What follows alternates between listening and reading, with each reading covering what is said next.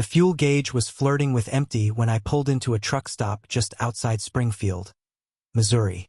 It was past midnight, and I'd been driving for 14 hours straight. Fatigue clung to me like a second skin, but I wasn't about to risk breaking down in the middle of nowhere. The truck stop was typical. Bright neon signs humming against the dark sky, a smattering of big rigs parked in neat rows, and a diner with 24-hour coffee strong enough to peel paint off walls. What wasn't typical was the guy standing under the flickering fluorescent light by the entrance. He wore a trucker's cap pulled low, hiding most of his face, but his stance was wrong. Too still, like he'd been waiting there forever. His shadow stretched unnaturally long across the asphalt, an eerie trick of the light. I nodded at him as I passed, and he nodded back. A slow, deliberate motion that made my skin crawl. I shook it off. Just another drifter, I told myself. Nothing I hadn't seen before. I filled up the tank, grabbed a cup of coffee from the diner, and headed back to my rig. The place was quiet, too quiet for a truck stop. No laughter from tired drivers blowing off steam in the diner. No idling engines rumbling in the distance. Just the faint hum of the fluorescent lights and the crunch of gravel under my boots. Then I saw it, the same guy from earlier now standing next to my truck. "Hey man, need something?" I called out, trying to keep my voice steady. The guy didn't answer. He just stared at my truck, his head tilted at a slight angle like he was studying it or listening to it. My gut churned. Something about him was deeply off. "Truck like this?" he finally said, his voice low and gravelly, like an engine struggling to turn over. "She's been through a lot, huh?" "What?" I replied, confused. He turned to face me, and that's when I noticed his eyes, or the lack of them. His sockets were empty, black pits that seemed to suck in the dim light around him. My breath caught in my throat, but before I could react, he grinned. "You should have kept driving," he said. I backed away instinctively, reaching for the tire iron I kept in the side compartment. My fingers barely brushed the handle before the truck roared to life behind me. I froze, my keys still in my pocket. The headlights blazed on, casting the shadow of the man onto the asphalt. Only now, his shadow wasn't human. It stretched and twisted, growing jagged, insect-like limbs that clawed at the ground. "What the hell?" I whispered, my voice barely audible over the deafening hum that seemed to come from everywhere and nowhere. The truck's engine revved harder, the sound splitting the stillness like a scream. Then, without warning, the shadow lunged forward, towards me. I dropped the tire iron and bolted for the diner, my boots skidding on the loose gravel. I didn't look back. I didn't need to. The sound of something massive scraping across the ground told me that whatever it was coming. The diner's door swung open just as I reached it, and I practically fell inside, slamming it shut behind me. The waitress, an older woman with a cigarette dangling from her lips, barely glanced up from her crossword puzzle. "You okay, hon?" she drawled, not even flinching at my disheveled state. "Someone's out there," I panted. Something wrong." She raised an eyebrow and leaned back, her chair creaking. "You see him, huh?" "What?" I demanded, my heart still racing. "The shadow trucker," she said, as if it were the most normal thing in the world. "Shows up every now and then. Looks for folks who've been on the road too long. Got any unfinished business, hon? Any regrets?" I stared at her, trying to process what she was saying. "What are you talking about?" She sighed, like she'd had this conversation too many times before. "He's not a man. He's a thing. Collector. You've been running from something, haven't you?" I opened my mouth to deny it, but the words wouldn't come. My mind raced through the last few months. The accident back in Nevada, the logbook I'd fudged, the driver I hadn't stopped to help when he flagged me down in the middle of the night. "Yeah," she said, seeing the realization dawn on my face. "That's what he's here for." The hum outside grew louder, rattling the windows. I glanced back, and my stomach dropped. The shadow was seeping through the cracks in the door, curling along the floor like smoke. "What do I do?" I asked, my voice trembling. The waitress stubbed out her cigarette and stood up. "You either face it or you run." "But if you run," she trailed off, shaking her head. He'll follow you. Forever. The shadow coiled closer, its inky tendrils snaking across the floor. My breath hitched as the temperature in the diner plummeted. The lights flickered, casting distorted reflections in the chrome napkin holders on the counter. Face it?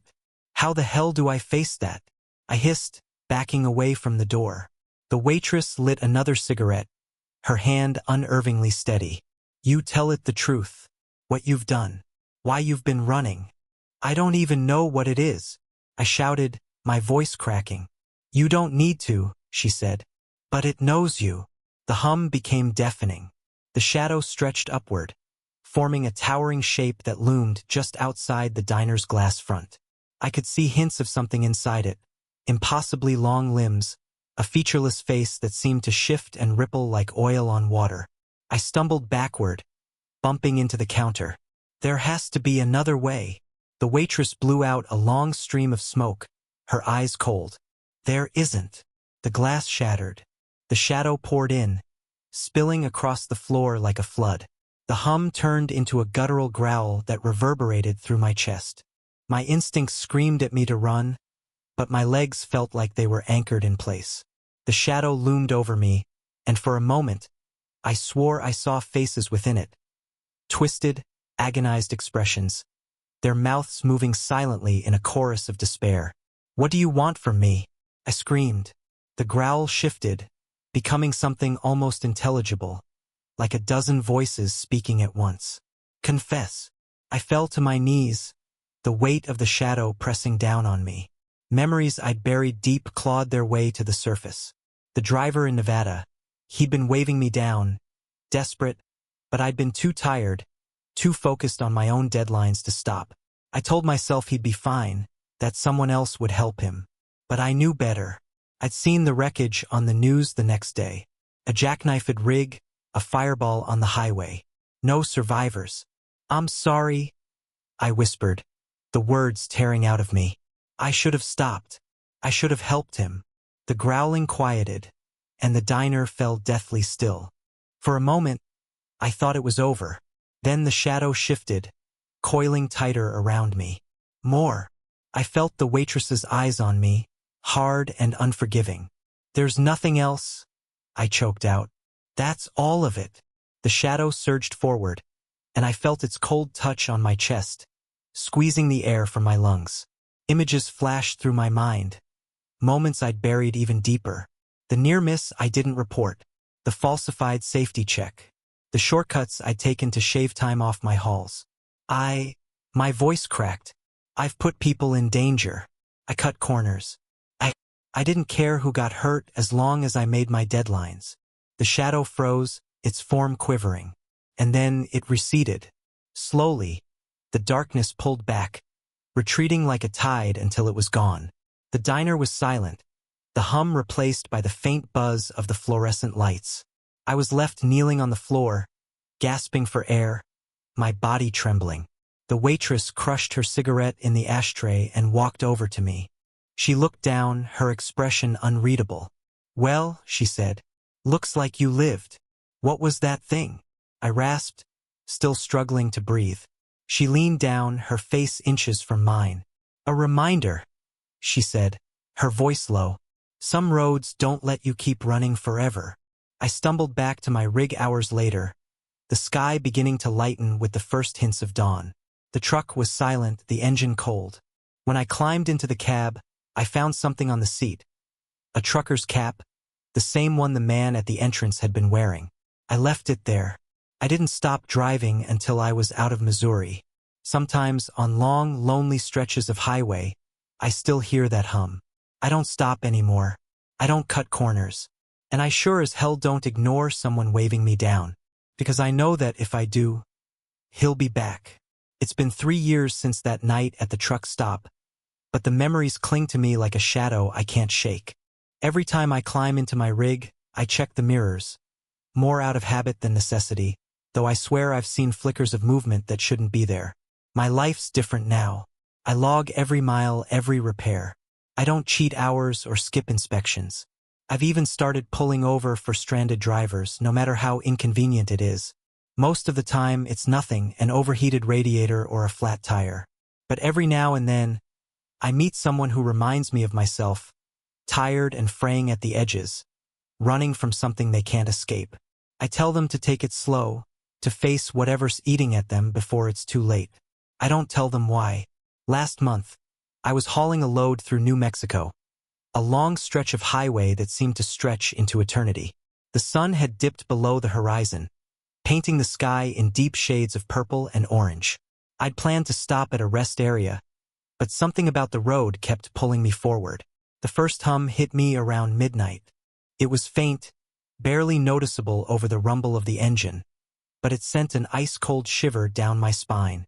My hands tightened on the wheel, and my eyes darted to the mirrors. Nothing, just the empty road behind me. I told myself it was the wind, maybe the vibration of the trailer. But the hum grew louder, more insistent, until it felt like it was inside my skull. And then, in the distance, I saw it. A figure standing on the shoulder, waving. Every instinct screamed at me to keep driving, to push the pedal down and get as far away as possible. But I'd made that mistake before. I couldn't make it again. I slowed to a stop, my headlights illuminating the figure. It was a man, dressed in a tattered jacket and jeans, his face obscured by the brim of a weathered hat. "You need help," I called out, my voice shaky. The man stepped closer and my stomach dropped. His face was wrong. Not disfigured, but off like a bad memory you can't quite piece together. His eyes met mine, and I felt that same cold weight pressing down on my chest. "You still running?" he asked, his voice a low rumble. I opened my mouth to reply, but the words wouldn't come.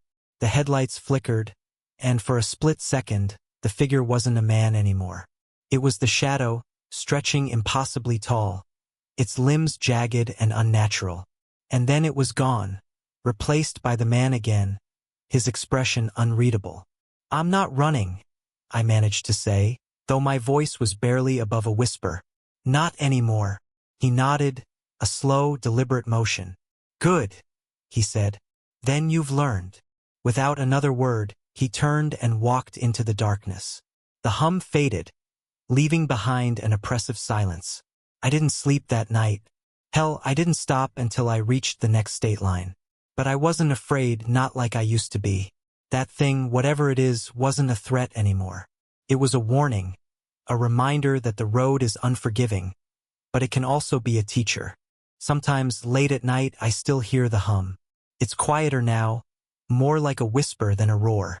Maybe it's just the wind. Or maybe it's him, watching, making sure I don't forget. I don't think I ever could.